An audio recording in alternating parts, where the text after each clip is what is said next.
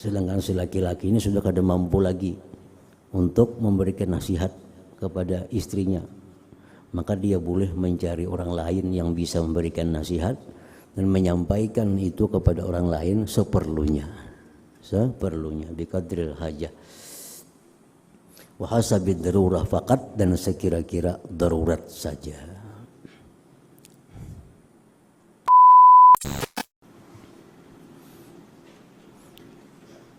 Cara menghormati seorang muslim terhadap saudaranya.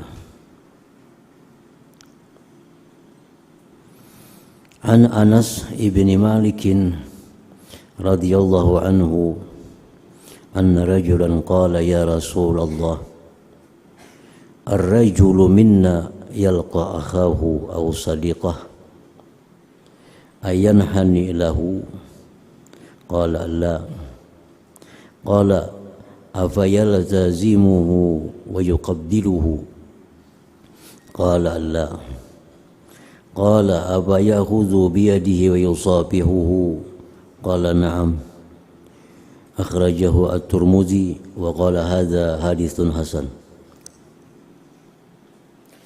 Dari Anas bin Malik radhiyallahu anhu bahwa seorang laki-laki berkata, wahai Rasulullah, seseorang laki-laki dari kami berjumpa saudaranya atau temannya, apakah dia berbungkuk baginya?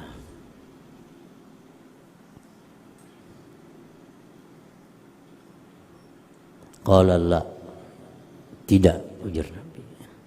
Jadi kalau kita bertemu dengan kawan kita, saudara kita, apakah kita membungkukkan tubuh kita seperti mendekati rukuk, seperti mendekati rukuk? Maka Rasulullah menjawab, la, tidak. Artinya kada usah berbungkuk macam itu. Laki-laki itu berkata lagi, apakah dia yaltazimuhu, apakah dia memeluk, memagut, wa yuqabbiluhu, menciumnya? Qala jar Nabi kita, la, tidak. Qala, berkata lagi laki-laki tadi, apa ya'khudhu biyadihi, apakah dia ambil tangan saudaranya, wa yusafihuhu, dan dia salamani dia? Qala Nabi, na'am, ya. Akhrajahu Tirmidzi wa qala hadza haditsun hasan. Min fawaidil hadis, yang diambil faidah dari hadis tadi, istihbabul musafahah bainal muslimin, disunnatkan bersalam-salaman di antara kaum muslimin, karena itu bagian dari penghormatan mereka kepada yang lainnya. Ini cukup salaman, kada usah bepaluk, kada usah bepagut, cukup salaman. Istihbabul musafahah bainal muslimin. Wa qad akhraja Al-Bukhari fi sahihihi anna Qatadah qala qultu li Anas ibni Malik radhiyallahu anhu akanatil musafahatu bi ashabin Nabi sallallahu alaihi wa alihi wasallam, apakah ada bersalam-salaman itu pada sahabat-sahabat Nabi? Apakah ada berjabat tangan itu pada sahabat Nabi? Qala Anas, na'am, ya. Sahabat-sahabat Nabi pun bersalam-salaman, berjabat tangan. Al-musafahah hasanatun 'inda 'ammatil ulama, maka berjabat tangan itu adalah sesuatu yang baik menurut umumnya para ulama. Wa qad istahabbahal Imam Malikun, dan sungguh mensunatkan berjabat tangan itu oleh Imam Malik radhiyallahu anhu. Qala An-Nawawi, berkata Imam An-Nawawi, al-musafahatu sunnatun mujma'un 'alaiha 'inda at-talaqi. Bersalam-salaman itu adalah sunnah yang disepakati atasnya ketika berjumpa. Jadi berjabat tangan itu sunat ketika berjumpa.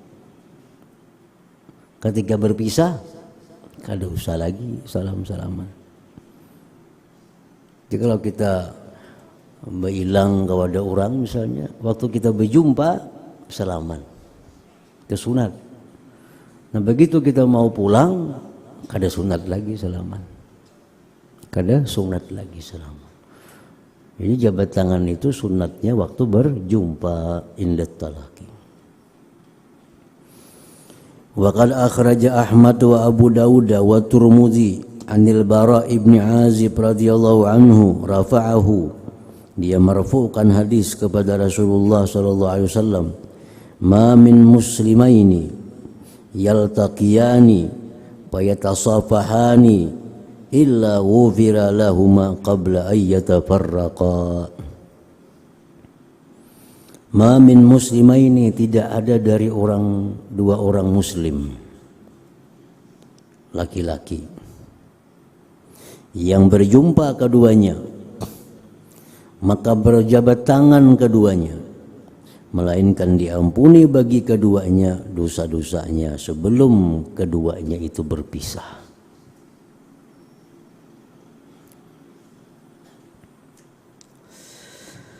Qala An-Nawawi, berkata Imam Nawawi, wa amma takhsisul musafahah bima ba'da salatai subhi wal asri faqad massal al-Izzu ibnu Abdissalam bil qawaid alal bid'atil mubahati biha.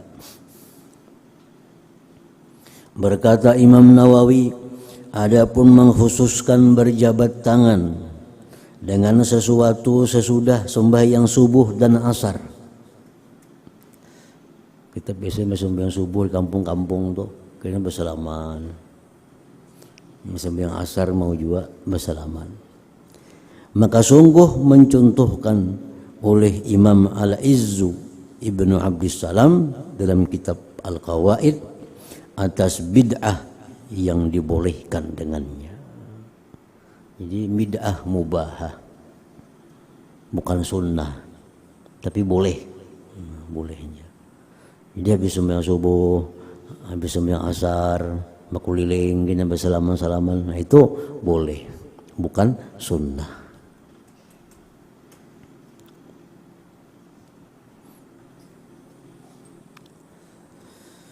Yustasna min umumil amri bil musafahah, dikecualikan dari umumnya perintah anjuran dengan berjabat tangan tadi, musafahatul mar'ah al-ajnabiyah, bersalaman dengan perempuan lain, wal amradil hasan, amrad yang bagus, itu dikecualikan, kada masuk dalam anjuran, kada masuk dalam perintah.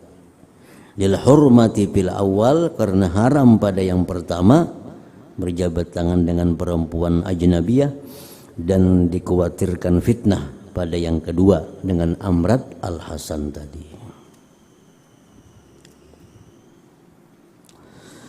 Awwalu man jaa bil musafahati hum ahlul Yaman, awal orang yang datang dengan berjabat tangan itu adalah ahlul Yaman.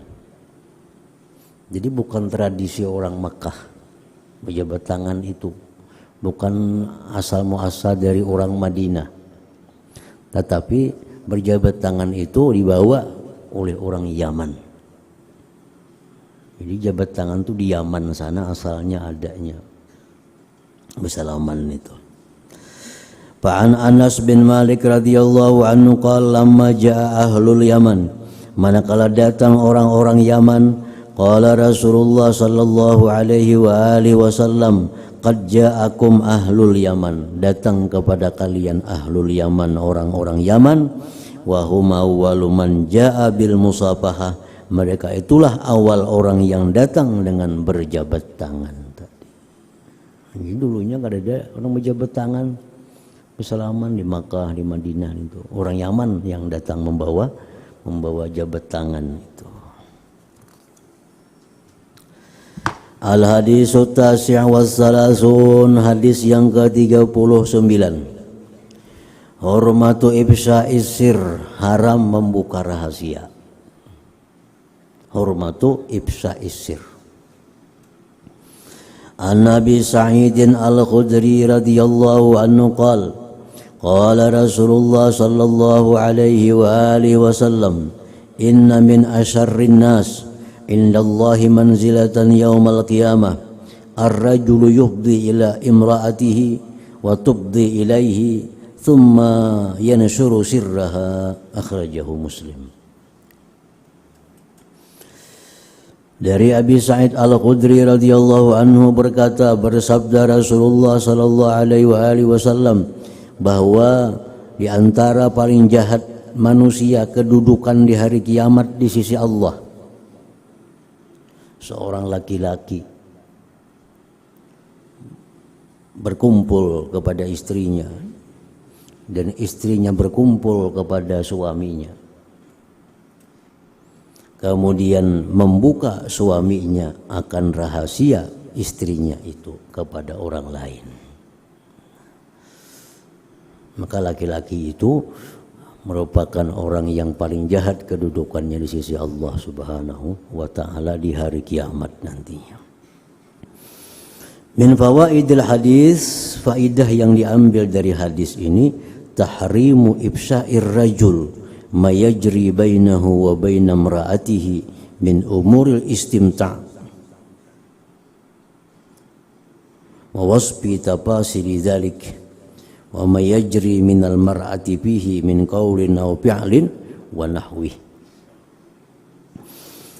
Faidah yang diambil dari hadis tadi, diharamkan membuka seorang laki-laki akan sesuatu yang terjadi antara dia dan antara istrinya daripada perkara-perkara istimta', bersenang-senang, dan menjelaskan secara rinci yang demikian dan yang terjadi daripada perempuan padanya, baik perkataan, perbuatan dan seumpamanya. Jadi seorang laki-laki itu dilarang keras, diharamkan oleh Allah mengisahkan kepada orang lain tentang perilaku istrinya dalam hal berhubungan badan itu. Idza da'atil hajatu li dzikri ba'dil asrar fatakunu bi qadril hajah. Apabila memanggil oleh hajat kepada menyebutkan sebagian rahasia, misalnya ada tingkah laku istrinya yang mesti diperbaiki, sedangkan si laki-laki ini sudah kada mampu lagi untuk memberikan nasihat kepada istrinya, maka dia boleh mencari orang lain yang bisa memberikan nasihat dan menyampaikan itu kepada orang lain seperlunya biqadril hajah wa hasabid darurah faqat, dan sekira-kira darurat saja. Al-hadisul arba'un, hadis yang ke-40 dari 40 hadis adab nabawi. Yang terakhir, zikrullah yufawwitu ala syaitan idraka kulli syai'. Zikrullah, berzikir kepada Allah, itu meluputkan atas syaitan memperdapati tiap-tiap sesuatu. An Jabir ibn Abdullah al-Ansari radhiyallahu anhuma annahu sami'a an-nabiy sallallahu alaihi wa alihi wasallam yaqul Dari Jabir ibni Abdullah al-Ansari radhiyallahu anhu bahwa dia mendengar Nabi sallallahu alaihi wasallam bersabda, "Idza dakhala ar-rajulu baitah." Bila masuk seorang laki-laki ke rumahnya, fa dzakarallah inda dukhulihi, dia menyebut Allah ketika masuknya. Ya minimal assalamualaikum. Mun orangnya kada ada di rumah, assalamu alaina wa ala ibadillahis salihin.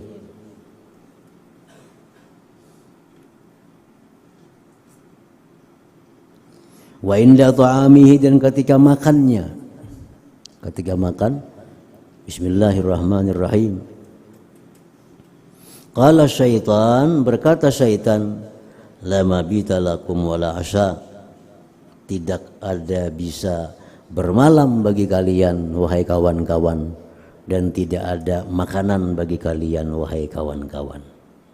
Nah, jadi syaitan ini begitu yang ampun rumah ini masuk ke rumah, zikir kepada Allah, begitu hendak makan bismillah, zikir kepada Allah, maka syaitan mengumumkan kepada kawan-kawannya, kita kada kawa umpat bermalam di sini dan kita kada dapat jatah makanan di rumah ini. La mabita lakum wala asya.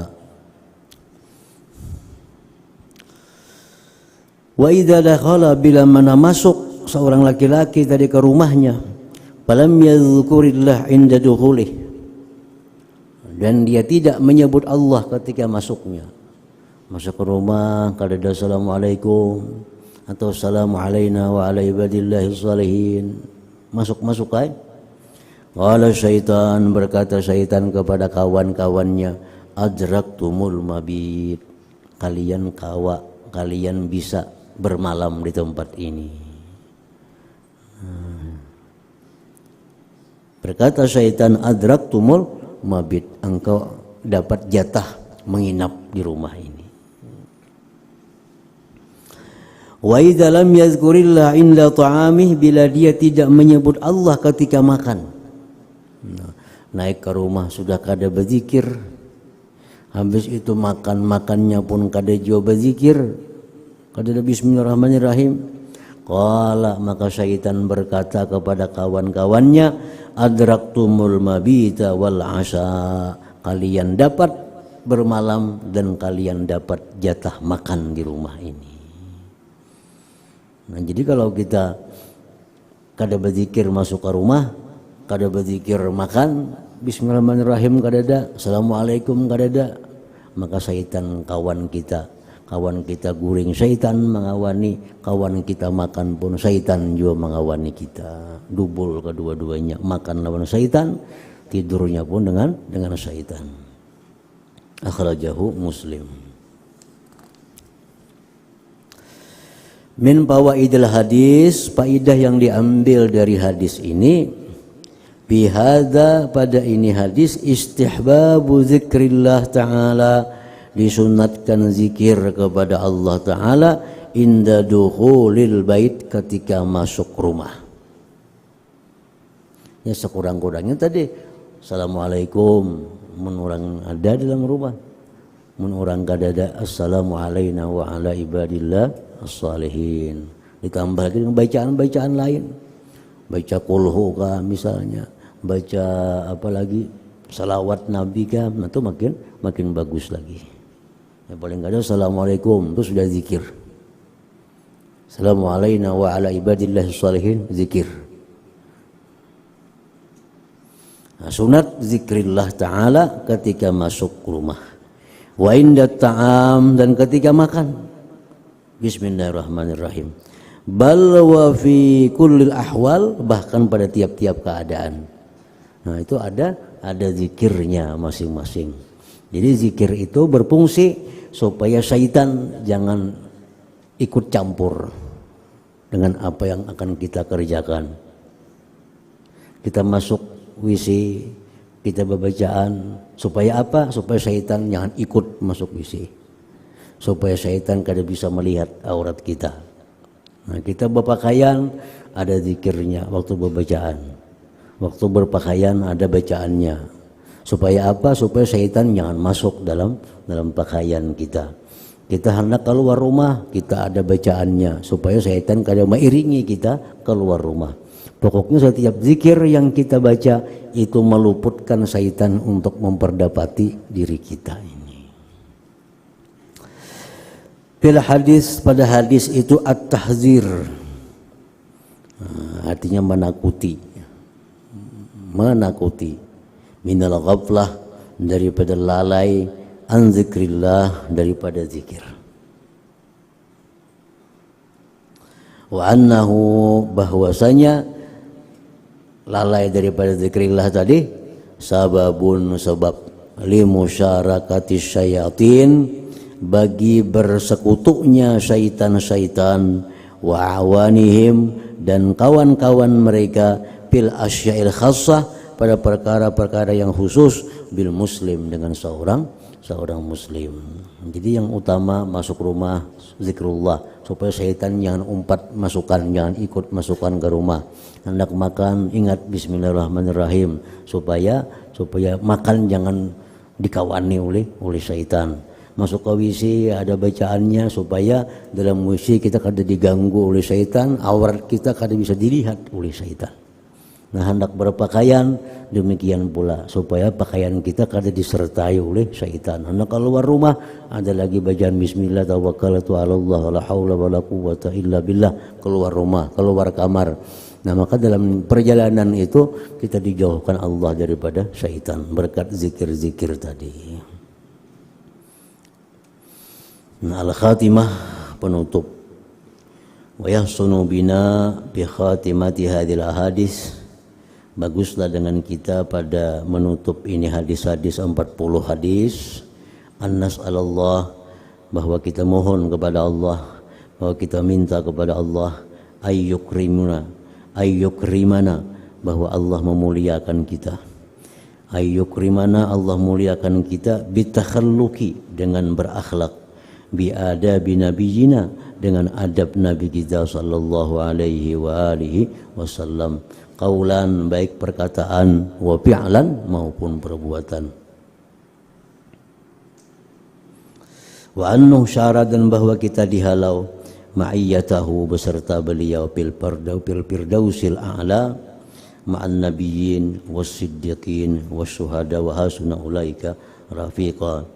Sallallahu ala nabiyyina Muhammadin wa ala alihi al-athhar, waradallahumma an sahabatihi al-akhyar, wa man tabi'ahum bi ihsanin wa ala hadiyihim sar, walhamdulillahi rabbil alamin. Nah, tamat kitab ini. Untuk sementara belum ada kitab khusus, maka kita sambung kitab Mau'izatul Mukminin yang biasa dibaca pada malam Selasa, sambungan pengajian kita yang dulu. Kitab Mau'izatul Mukminin. Ya hadratin Nabi sallallahu alaihi wasallam. Al-Fatihah. Ar-Rahmanir Rahim, Maliki yaumiddin, iyyaka na'budu wa iyyaka nasta'in. Ihdinas siratal mustaqim, siratal ladzina an'amta 'alaihim ghairil maghdubi 'alaihim waladdallin.